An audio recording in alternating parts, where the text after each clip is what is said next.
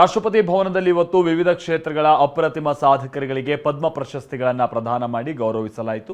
ರಾಷ್ಟ್ರಪತಿ ದ್ರೌಪದಿ ಮುರ್ಮು ಅವರು ಪದ್ಮ ಪ್ರಶಸ್ತಿಗಳನ್ನು ಪ್ರದಾನ ಮಾಡಿ ಗೌರವಿಸಿದರು.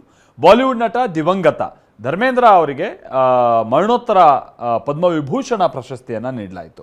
ಪತ್ನಿ ಹೇಮಾ ಮಾಲಿನಿ ಅವರು ಭಾವುಕರಾಗಿಯೇ ಪ್ರಶಸ್ತಿಯನ್ನು ಸ್ವೀಕರಿಸಿದರು. ಇನ್ನು ಭಾರತೀಯ ಮಹಿಳಾ ಕ್ರಿಕೆಟ್ ತಂಡದ ನಾಯಕಿ ಹರ್ಮನ್ಪ್ರೀತ್ ಕೌರ್ ಅವರಿಗೆ ಪದ್ಮಶ್ರೀ ಪ್ರಶಸ್ತಿಯನ್ನು ನೀಡಲಾಯಿತು.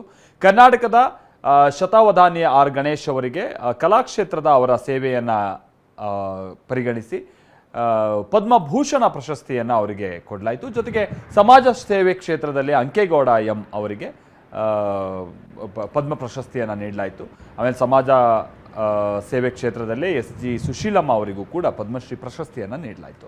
ಇನ್ನು ಕನ್ನಡಿಗರು ಆಗಿರುವಂಥ ತಮಿಳುನಾಡಿನ ಮಾಜಿ ಆರೋಗ್ಯ ಸಚಿವ MGR ಅವರ ಆಪ್ತ ಡಾಕ್ಟರ್ HV ಹಂದೆ ಅವರಿಗೆ ಇವತ್ತು ಪದ್ಮಶ್ರೀ ಪ್ರಶಸ್ತಿಯನ್ನು ಪ್ರದಾನ ಮಾಡಲಾಯಿತು.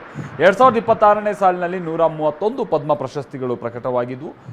ಇದರಲ್ಲಿ 5 ಪದ್ಮವಿಭೂಷಣ, 13 ಪದ್ಮಭೂಷಣ, 113 ಪದ್ಮಶ್ರೀ ಪ್ರಶಸ್ತಿಗಳಿದ್ದಾವೆ.